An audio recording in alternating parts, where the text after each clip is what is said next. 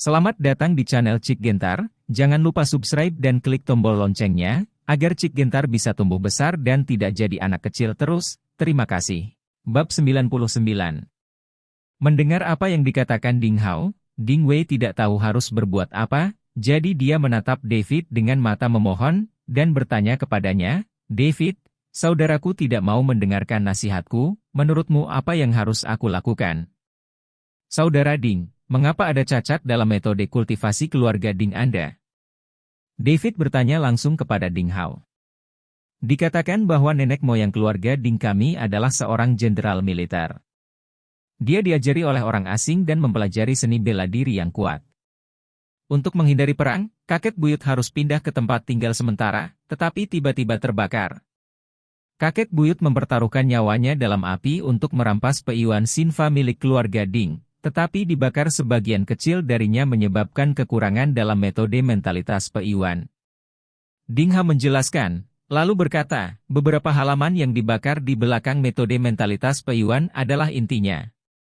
Selama hampir 100 tahun, keturunan keluarga Ding kami orang-orang selalu ingin menebus kekurangan mentalitas Peiwan, tetapi mereka belum bisa mendapatkan akibatnya. Selama mereka melatih mentalitas Peiwan yang cacat ini, laki-laki dari keluarga Ding akan mati muda. Takdir. David bertanya lagi. Hei, David, kamu tidak tahu kekejaman arena seni bela diri?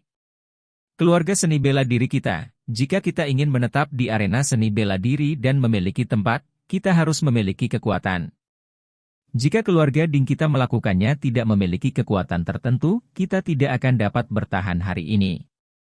Ding Hao menjelaskannya seperti ini, lalu berkata, jadi, meskipun kita tahu bahwa metode kultivasi Peiwan cacat, terutama keturunan keluarga Ding kita penerusnya, harus mempraktekkannya. Inilah yang telah diwariskan dari nenek moyang dan harus diikuti aturan keluarga. Yang berada di sebelahnya juga menambahkan kalimat yang sama, dan kemudian dia berkata kepada David, setelah aku lahir, ibuku tidak mengizinkanku ayah berlatih mentalitas Peiwan lagi, hanya karena dia takut dia akan mengikuti jejaknya. Nenek moyang keluarga Ding itu. Tetapi untuk mematuhi aturan keluarga, ayah saya meminta kakak laki-laki saya untuk melatih mentalitas ini. Akibatnya, dia telah berlatih sampai tingkat ini, saya sangat mengkhawatirkannya. Mendengar ini, David mengerti maksud Ding Wei, jadi dia berkata kepada Ding Hao, kakak Ding, bisakah kamu biarkan aku melihat metode kultivasi keluarga Dingmu? David, kamu mereka bukan anggota keluarga Ding kami. Menurut aturan yang diturunkan oleh nenek moyang kami, orang luar tidak diizinkan untuk mempraktikkan metode kultivasi Peiwan. Ding Hao ragu-ragu, lalu berkata kepada David. Saudaraku, David adalah pacarku. Apakah dia orang luar? Ding Wei segera membalas, dan kemudian berkata, selain itu, keterampilan David lebih kuat dari guru Jushan. Apakah menurutmu dia akan melakukannya? Mentalitas Peiwan? Oke. Fred Wei, apa yang kamu katakan juga masuk akal. Ding Hao terkejut, dan kemudian merasa bahwa apa yang dikatakan Ding Wei benar-benar masuk akal, jadi dia berkata, aku akan mengerti sekarang. Tolong tunggu sebentar untuk skor Peiwan Xinfa. Setelah mengatakan ini, Ding Hao meninggalkan ruang tamu dan kembali ke ruang sayap. Setelah beberapa menit, Ding Hao kembali, memegang kotak cendana antik di tangannya. Ding Hao meletakkan kotak cendana di atas meja, dan ketika dia membukanya, sesuatu yang terbungkus sutra terlihat di dalamnya. Kemudian Ding Hao dengan lembut mengeluarkan sutranya, dan sebuah buku kuno muncul, yang terlihat sangat bobrok, dan terlihat ada bekas luka bakar di atasnya, dan di sampulnya tertulis kata-kata seperti Ding Jia Peiwan Xin Dharma Petunjuk. Ding Hao mengambil buku kuno itu dengan hati-hati, dan menyerahkannya kepada David. Ini adalah teknik jantung Peiwan keluarga Ding kami. David, tolong lihat baik-baik. Oh ya. David buru-buru menjawab aku datang selesai, buka dengan lembut, dan baca dengan hati-hati. Manual teknik jantung Ding Jia Peiwan ini sebenarnya hanya selusin halaman, dan David dapat sepenuhnya memahami konten di dalamnya. Dan David membacanya dengan sangat cepat. Karena manual kungfu teknik jantung Ding Jia Peiwan ini jauh lebih sederhana dan lebih mudah daripada teknik mental seni bela diri manapun dalam kitab suci Taiyan, atau tidak pada level sama sekali. Bahkan bisa jadi digambarkan sebagai kasar. Tentu saja, David tidak akan mengatakan itu di depan Ding bersaudara. Jadi setelah David membacanya, dia berkata dengan halus, metode budidaya pikiran keluarga Ding Anda memang memiliki kelemahan yang cukup besar. Oh, David, apakah Anda benar-benar melihatnya? Ding Hao segera bertanya kepadanya seperti ini jalan. Ya. David mengangguk, dan kemudian berkata, bagian yang hilang harus menjadi metode pelatihan internal dan Tian Shen Qi. Metode pelatihan batin? Apa sebenarnya artinya? Ding Hao tertegun, dan kemudian langsung bertanya tergesa-gesa. Tidak peduli apapun seni bela diri, ada dua bagian, pelatihan eksternal dan pelatihan internal. Apa yang disebut pelatihan otot, tulang dan kulit eksternal, dan pelatihan pernapasan internal? Saudara Ding, Anda harus mengetahui kebenaran ini. David kata David. Ya. Ya. Tentu saja aku tahu kebenaran dasarnya, Ding Hao buru-buru mengangguk. Namun, untuk seni bela diri yang unggul, pelatihan internal lebih penting daripada pelatihan eksternal. David mengatakan ini, dan kemudian menjelaskan, karena pelatihan internal adalah bagian terpenting dari seni bela diri tingkat tinggi. Setelah mencapai tingkat tertentu, mudah untuk menyalurkan energi sejati menjadi tidak teratur, atau bahkan tersesat. Oh. Jadi. Ding Hao tiba-tiba menyadari, dan kemudian dia bertanya kepada David dengan cemas, David, bisakah permintaan yang tidak berperasaan? Saya ingin tahu apakah Anda bisa setuju. Hah? Maksud saudara Ding adalah dia ingin saya membantu Anda memecahkan masalah cacat dalam pelatihan internal metode pikiran Peiwan? David melihat di Ding Hao dari ekspresinya, dia menebak apa yang sedang terjadi di dalam hatinya. Aku sungguh-sungguh. Karena kamu bisa melihat cacat mentalitas Peiwan, David, pasti ada cara untuk menyelesaikannya. Ding Hao berkata dengan wajah tua pemalu, dan kemudian menyatakan harapannya dia menatap David. Ya, aku punya cara. David mengangguk, lalu berkata, jika aku mengikuti pemikiranku, kurasa aku harus membuat perubahan besar pada skor metode pikiran Peiwan. Perubahan besar? Apa artinya ini?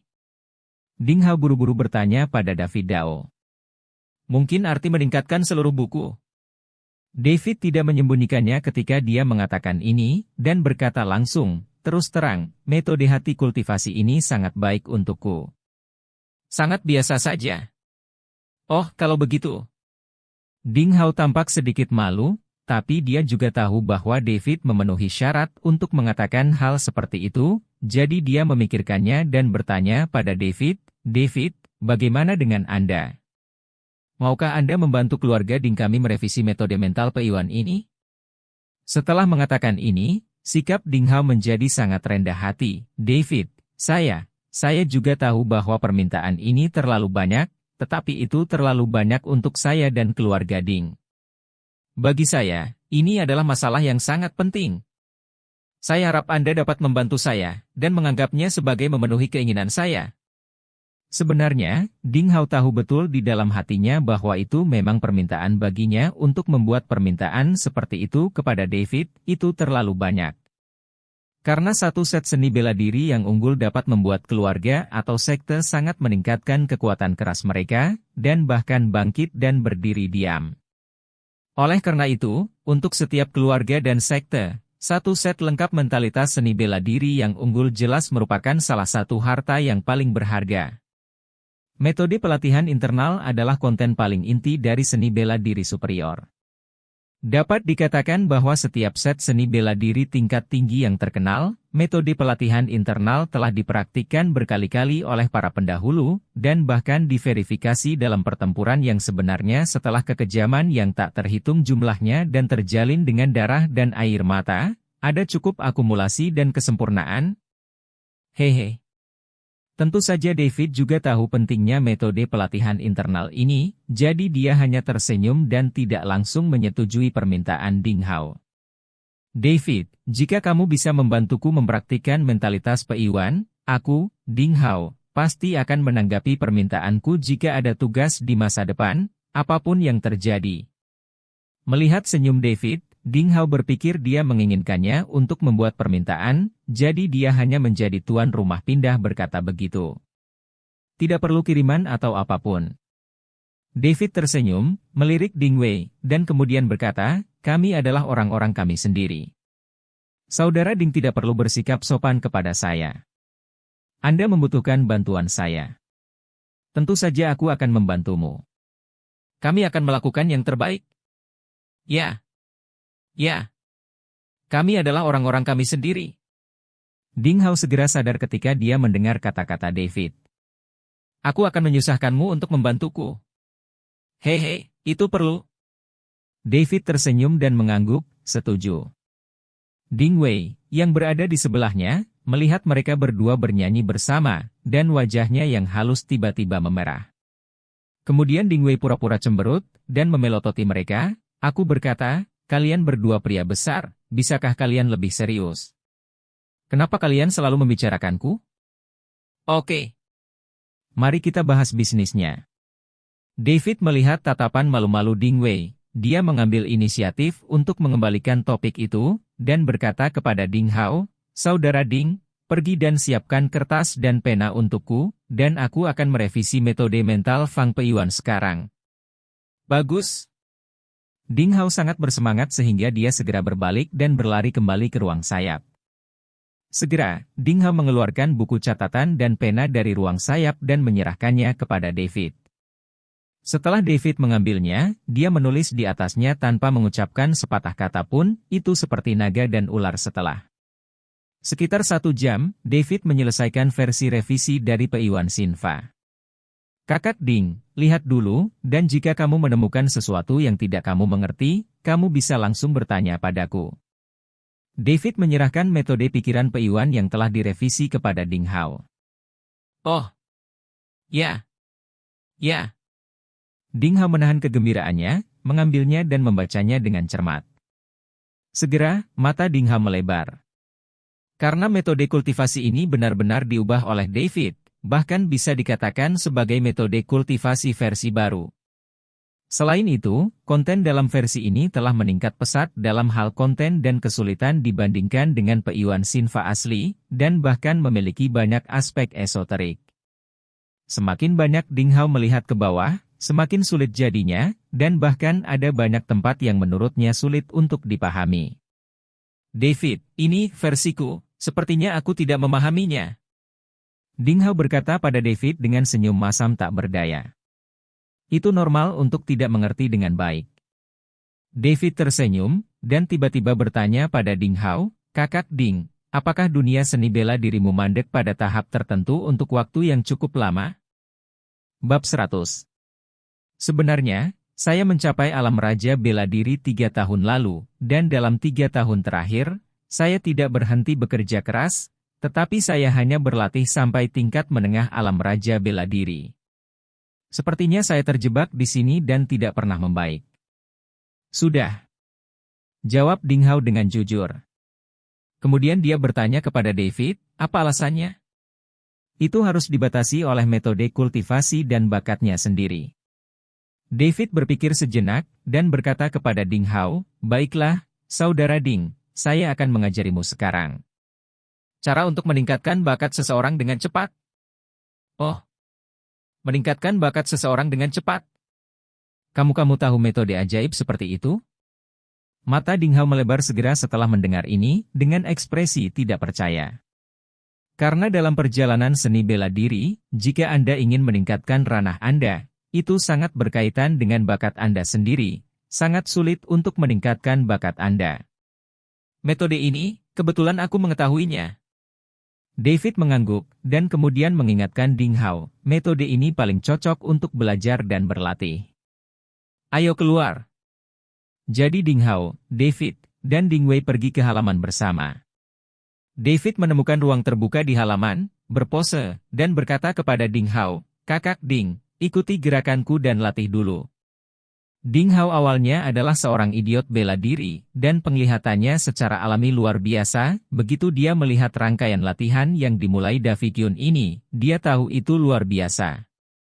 Oleh karena itu, Ding Hao tidak dapat menahan ketertarikannya pada rangkaian latihan David, dan mulai belajar darinya di sampingnya. Karena Ding Hao menemukan bahwa rangkaian latihan ini lebih baik daripada metode kultivasi yang telah dia praktikkan selama bertahun-tahun, dan metode bajiman seni bela diri batin jauh lebih halus. Pada awalnya, gerakan Ding Hao relatif kaku dan dia tidak mengetahui hal-hal yang penting, tetapi di bawah pengajaran hati-hati David, dia secara bertahap menguasai hal-hal yang penting. Dan semakin banyak Ding Hao berlatih, semakin bersemangat dia, karena meskipun kultivasinya tidak terlalu tinggi, dia menghabiskan lebih banyak waktu dan energi dalam seni bela diri, serta tingkat kerja keras, daripada seniman bela diri biasa. Rasakan kekuatan dari rangkaian latihan yang diajarkan oleh David ini. David, aku merasa teknikmu ini sangat cocok untuk aku latih. Apalagi teknik ini sangat ajaib, jika aku menguasai teknik ini, pasti akan terkenal di dunia di masa depan. Ding Hao tidak bisa membantu berseru saat dia berlatih lebih dan lebih lancar. Maka kamu harus berlatih keras. David mengingatkan Ding Hao. Latihan ini memang dapat sangat meningkatkan dan meningkatkan alammu, tetapi kamu harus berkonsentrasi saat berlatih. Aku ingat. Ding Hao buru-buru mengangguk, dan kemudian dia bertanya pada David dengan rasa ingin tahu, ngomong-ngomong, latihan ini tentang apa? Saya belum pernah melihatnya sebelumnya. David berkata kepadanya, teknik ini disebut Vajra menghancurkan tembok, dan itu adalah keterampilan yang dapat dikembangkan baik secara internal maupun eksternal. Ini cocok untuk Anda kultivasi, Saudara Ding. King Kong menghancurkan tembok. Itu nama yang bagus. Itu cukup mendominasi. Ding Hao menjadi bersemangat ketika mendengar ini. Hehe, nama latihan ini mendominasi, dan kekuatannya juga mendominasi. David tersenyum, lalu melakukan gerakan dari King Kong menghancurkan tembok dan meluncur ke arah pohon besar di halaman. Ledakan. Pohon besar, yang hampir setebal pinggang orang dewasa, dipatahkan di tengah oleh kekuatan yang mendominasi, dan jatuh ke tanah dengan keras, menimbulkan debu. Melihat ini, Ding Hao langsung melebarkan matanya dengan ekspresi tidak percaya. Bahkan Ding Wei, yang menonton dari samping, membuka matanya yang bermata almond lebar dan wajahnya penuh keheranan. Apakah kekuatan ini baik-baik saja? David bertepuk tangan dan bertanya pada Ding Hao seperti ini. Ya Tuhan!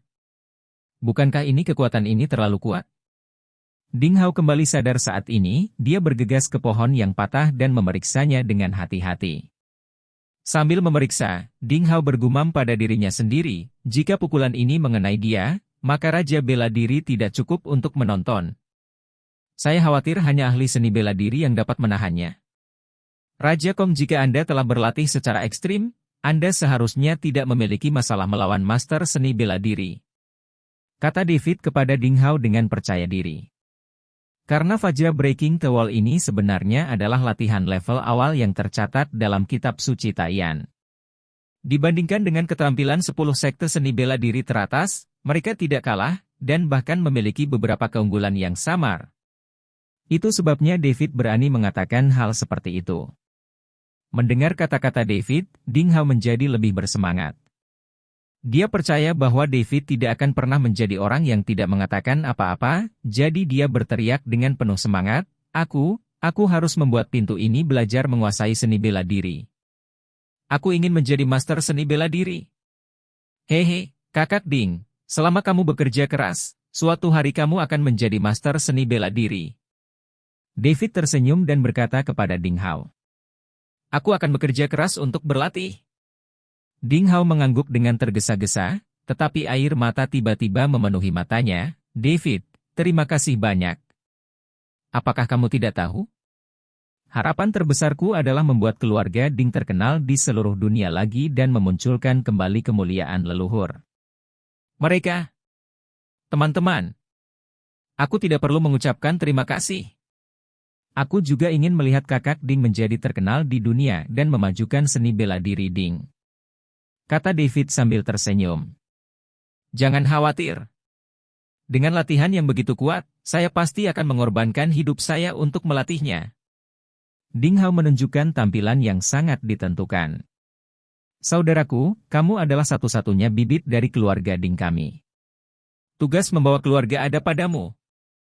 Bahkan jika kamu ingin mempertaruhkan nyawamu untuk berlatih, pertama-tama kamu harus mencari seorang istri. Ding Wei melihat ekspresi Ding Hao, sibuk mengingatkannya seperti ini. Karena Ding Wei sangat menyadari karakter Ding Hao, dia adalah tipikal idiot bela diri, begitu dia berkultivasi, dia hanya bisa digambarkan sebagai fanatik. Apalagi setelah Ding Hao berlatih, dia sering lupa tidur dan makan, dan dia tidak peduli berapa banyak waktu yang dia habiskan. Lagi pula, Aku baru saja mulai berlatih menghancurkan dinding faja ini sekarang, dan aku tidak ingin terlalu terganggu. Kamu menyeretnya, kamu akan menjadi orang tua. Ding Wei segera menyela kata-kata Ding Hao, dan kemudian dia bergumam dengan tidak puas, aku 25 tahun ini, apa yang kamu ingin aku lakukan jika kamu menunda-nunda seperti ini? Kata Fred Wei, kalau begitu kamu dan David bisa menikah dan punya bayi dulu. Bagaimanapun, kita semua adalah satu keluarga, aku tidak peduli siapa yang datang lebih dulu. Saudaraku, bisakah kamu berhenti berbicara omong kosong seperti itu? Kata Ding Wei mendengarkan, wajahnya yang cantik langsung memerah. Bagaimana aku bisa menikah sebelum kamu? Bahkan jika aku setuju, orang tuaku tidak setuju. Oh, itu benar. Ding Hao tercengang sejenak, dan kemudian dia tiba-tiba berkata, bagaimana kalau Fred Wei? Kamu tidak harus menikah dengan David untuk saat ini, tapi kamu bisa ditunda sedikit. Selama kamu punya anak, bahkan jika orang tuamu tidak setuju, kamu harus menerima kenyataan ini. Dia mendengar ini, dan bergegas ke Ding Hao seperti ini berteriak dengan keras. Fred Wei, menurutku ini ide yang bagus. Ding Hao tidak bermaksud berhenti, dan melanjutkan, kamu tahu, orang tua kita selalu berharap saudara laki-laki dan perempuan kita akan menikah secepat mungkin, dan kemudian punya bayi untuk mereka. Jadi menikah itu tidak penting, asalkan ada bayi, mereka pasti menyukainya. Bicarakan itu. Ding Wei memutar matanya dengan marah, Ding Hao benar-benar belak-belakan, dia bisa mengatakan apapun yang terlintas dalam pikirannya, dia bahkan bisa muncul dengan ide buruk seperti memiliki bayi di luar nikah. Oke. Jika kamu tidak mengatakannya, jangan katakan itu. Ding Hao hanya bisa mengangkat bahunya tanpa daya, dan kemudian bergumam, sebenarnya, menurutku ini ide yang sangat bagus. Memberitahumu lagi, aku marah. Sekarang aku berkemas dan kembali ke Jiangbei. Ding Wei menghentakkan kakinya dengan marah setelah mendengar ini, lalu berbalik dan berjalan menuju ruang belakang. Begitu Ding Wei pergi, Ding Hao segera mengedipkan mata pada David yang heran, David, aku hanya bisa membantumu di sini. Ah, saudara Ding, apa yang kamu bicarakan? Tanya David pada Ding Hao bingung. Hei David, katakan yang sebenarnya, kamu belum menangkap kakak perempuanku, kan? Ding Hao tiba-tiba menanyakan pertanyaan seperti itu kepada David. Kakak Ding, bagaimana kamu tahu? Wajah tua David menjadi panas, dan dia langsung mengakuinya, tapi dia sedikit penasaran, bagaimana mungkin pria straight seperti Ding Hao tahu bahwa dia belum mengambil Ding Wei. Hahaha, jangan lupa, Fred Wei adalah adik perempuanku, kita berdua tumbuh bersama, aku masih tidak mengerti karakter dan temperamennya. Ding Hao tersenyum dan menjelaskan kepada David, Fred Wei, dia terlihat cukup kuat. Tapi dia adalah orang dengan mulut yang keras dan hati yang lembut, jika kau benar-benar menjatuhkannya, dia pasti tidak akan sekeras itu. Oh, ini benarkah? David tergerak ya, dia ingin menjatuhkan Ding Wei, dan dia juga rakus akan tubuhnya. Tentu saja itu benar. Kamu adalah calon iparku, bagaimana aku bisa berbohong padamu? Ding Hao segera berjanji pada David seperti itu, dan kemudian tertawa. David, kakakku adalah wanita yang baik, kau harus mengalahkannya secepat mungkin. Aku akan bekerja keras. David buru-buru berkata. Tidak cukup hanya bekerja keras, kamu harus tidak tahu malu. Ding Hao mengingatkan David seperti ini, ngomong-ngomong, kakak perempuanku sudah menganggapmu sebagai pacarnya, jadi kamu harus nakal dan berjuang demi keuntungan bahwa menjadi pacarnya pantas. Dia seharusnya tidak keberatan. Itu masuk akal. Di bawah dorongan Ding Hao, David bahkan lebih tersentuh. Saat ini, Ding Wei tiba-tiba keluar, membawa tas koper sederhana dan kunci mobil di tangannya. Begitu Ding Wei melihat bahwa David dan Ding Hao sedang mengobrol dengan antusias, dan ada senyum cabul di wajah mereka, dia merasa ada yang tidak beres. Jadi Ding Wei berjalan mendekat dan bertanya langsung kepada mereka, apakah kalian berdua mengobrol? Ada apa? Oh, aku mengingatkan David untuk memperlakukanmu lebih baik. Ding Hao segera menoleh dan berkata kepada Ding Wei. Hei, Kak, kamu sangat peduli padaku? Aku tidak percaya. Ding Wei melihat ekspresi Ding Hao dan tahu bahwa orang ini tidak mengatakan yang sebenarnya. Oh, Fred Wei, kamu adalah adikku, aku tidak peduli denganmu, siapa lagi yang bisa aku pedulikan? Ding Hao segera menjawab, dan kemudian dia berkedip pada David, David, biarkan aku menjelaskan kepadamu. Kamu harus melakukannya. Jika kamu memperlakukan Fred Wei dengan buruk, aku tidak akan pernah memaafkanmu. Bab 101. Pasti. Aku pasti akan memperlakukannya dengan baik. David mengerti dan buru-buru berkata. HMPH. Cukup bagi kalian berdua untuk bernyanyi bersama. Ding Wei tidak mendengarkan mereka, tetapi melangkah maju dan berkata kepada David, ayo kembali ke Jiangbei sekarang, jangan tinggal di sini, jangan sampai aku dibawa pergi oleh kakak laki-lakiku. Rusak. Ayo pergi. Setelah mengatakan ini, Ding Wei melangkah maju dan meraih lengan David, dan berjalan menuju gerbang rumah tua Ding. Wei Fred, kamu salah paham, aku orang baik. Dan David, jaga baik-baik Wei Fred untukku. Ding Hao berteriak keras dari belakang. Kakak Ding, aku pasti akan merawatnya dengan baik. David buru-buru menjawab. David, aku lega mendengarmu mengatakan itu. Kamu harus terus bekerja keras. Teriak Ding Hao lagi, tetapi setelah berteriak, seringai muncul di wajahnya. David tidak menanggapi ketika dia mendengar kata-kata Ding Hao, tapi ada senyum aku mengerti di wajahnya. Ding Wei menoleh dan melihat senyum David, jadi dia bertanya padanya, apa yang kamu tertawakan? Oh, bukan apa-apa. Kakak laki-lakimu benar-benar peduli pada kami dan membuatku merasa sangat hangat. David buru-buru berkata menjawab. HMPH, apakah itu berarti dia peduli? Dia hanya ingin aku pergi dengan cepat, jangan sampai aku tinggal dan mengganggunya. Ding Wei melengkungkan bibirnya, lalu berkata. Karena Ding Wei tahu betul bahwa meskipun kakak laki-lakinya terlihat sederhana dan jujur, dia memiliki banyak trik, jika tidak, dia tidak akan dapat membuka lebih dari selusin sasana seni bela diri bergengsi. Selain itu, Ding Hao, yang baru saja mendapatkan latihan King Kong menghancurkan tembok, ditambah dengan versi modifikasi dari latihan Pei Yuan, pasti akan mundur ke ritme kultivasi gila. Jadi Ding Wei juga tahu apa yang dia pikirkan, jadi dia mengambil inisiatif untuk memimpin David pergi.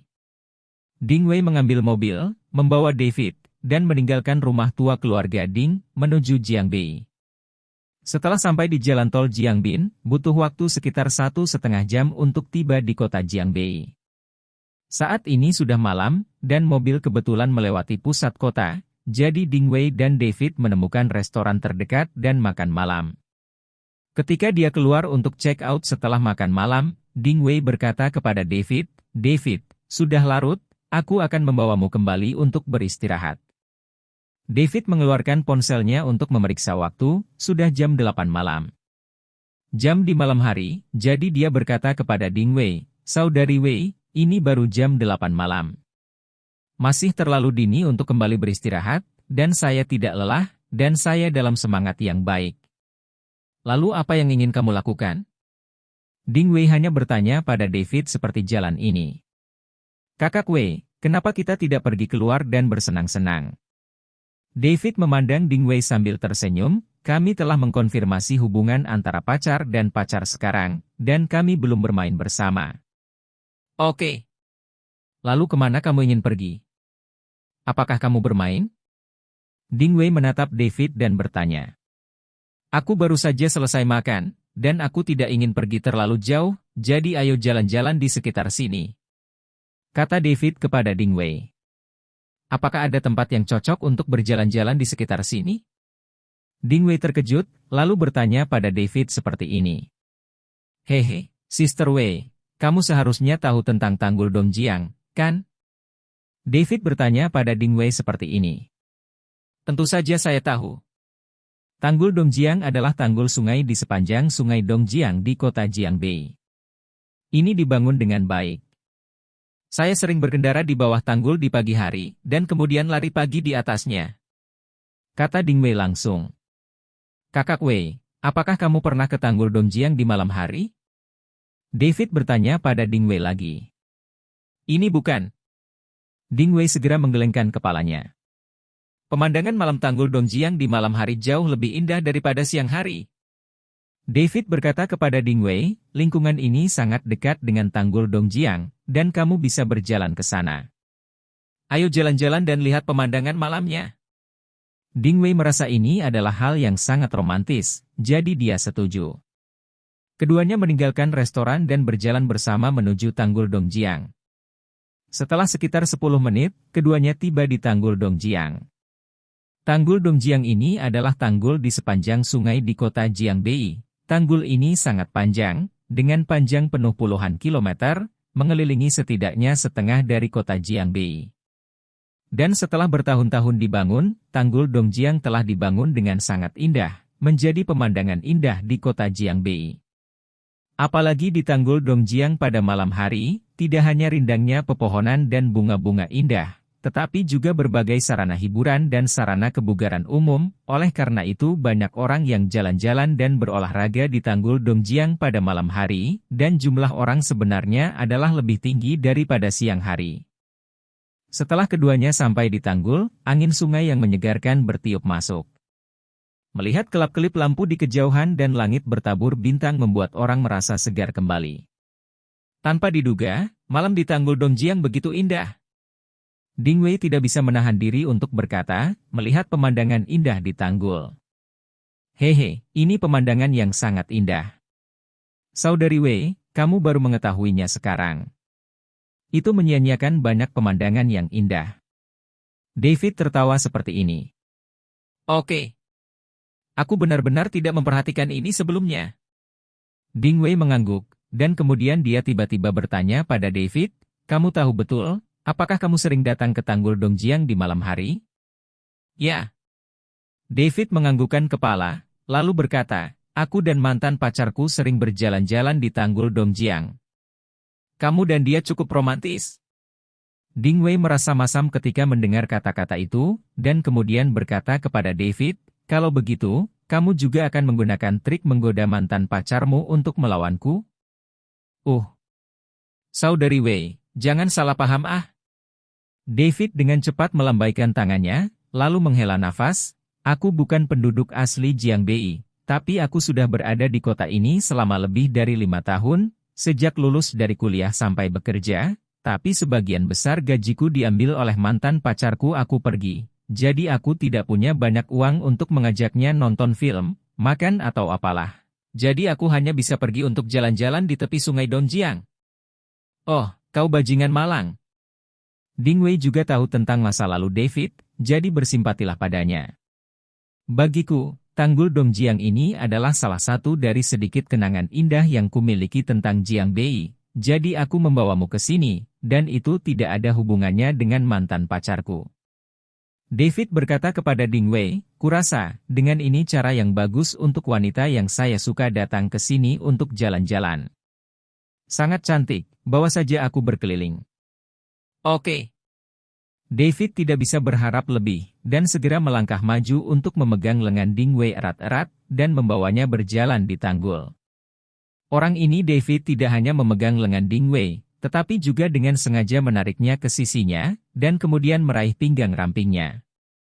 Awalnya, Ding Wei tidak terbiasa, tapi dia juga mengenal gadis kecil David pikiran, dan berpikir bahwa dia adalah pacarnya, dia tidak mengatakan apa-apa dan membiarkan dia merawatnya.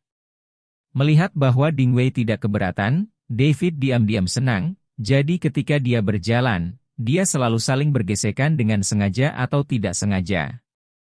Wajah Ding Wei memerah ketika dia diprovokasi oleh tindakan kecil David. Selain itu, masih banyak orang di Tanggul. Ding Wei tidak terbiasa dengan pemandangan seperti itu untuk sementara waktu, jadi dia tersipu dan berbisik kepada David, "Ada banyak orang di sini, jangan terlalu jauh." "Oh, kalau begitu ayo pergi ke tempat yang sunyi," kata David, lalu membawa Ding Wei ke tempat yang relatif jauh. Ini adalah bagian lanskap taman yang luas, dikelilingi oleh pepohonan dan bunga yang rimbun, dan terdapat banyak kursi kayu bagi wisatawan untuk beristirahat. "Kakak Wei, ayo duduk di sana." David menunjuk ke sebuah kursi kayu di sebelah pohon besar di sudut, dan berkata kepada Ding Wei. "Oke." Ding Wei langsung setuju. Jadi David membawa Ding Wei dan duduk. Begitu dia duduk, Ding Wei menyadari ada yang tidak beres. Karena dia menemukan ada beberapa pasangan yang duduk di kursi di sekitarnya. Tidak hanya itu, Ding Wei juga menemukan bahwa ada banyak orang yang bersembunyi di hutan terdekat, hamparan bunga, dan bahkan rerumputan, dan mereka semua adalah pasangan. Barulah Ding Wei menyadari bahwa tempat ini sangat gelap dan terpencil, dan sangat cocok bagi pasangan untuk berkencan. Dan yang membuat Ding Wei panas adalah pasangan ini, selain membisikkan kata-kata cinta, juga memiliki berbagai kemesraan. Tindakan, mereka bahkan berpelukan. Hal yang paling dibesar-besarkan adalah Ding Wei mendengar suara aneh tidak jauh di belakang mereka di semak lebat. Suara itu terdengar seperti napas pria, tetapi sebagian besar dibuat oleh seorang wanita, dan itu sengaja ditekan, dan samar-samar disertai dengan semacam suara seperti benda yang bertabrakan. Meskipun suara itu kecil, suaranya sangat jelas. Suara mencapai telinga Ding Wei. Meskipun Ding Wei masih seorang gadis muda, dia bukan seorang pemula. Setelah mendengarkannya, dia dapat mengetahui apa yang terjadi dengan suara-suara itu. Akibatnya, wajahnya cepat terbakar, detak jantungnya semakin cepat, dan tubuhnya sedikit gemetar. "Kakak Wei, apakah kamu merasa sedikit kedinginan?" Merasakan gemetar Ding Wei, David sengaja bertanya padanya. Tempat ini memang agak dingin."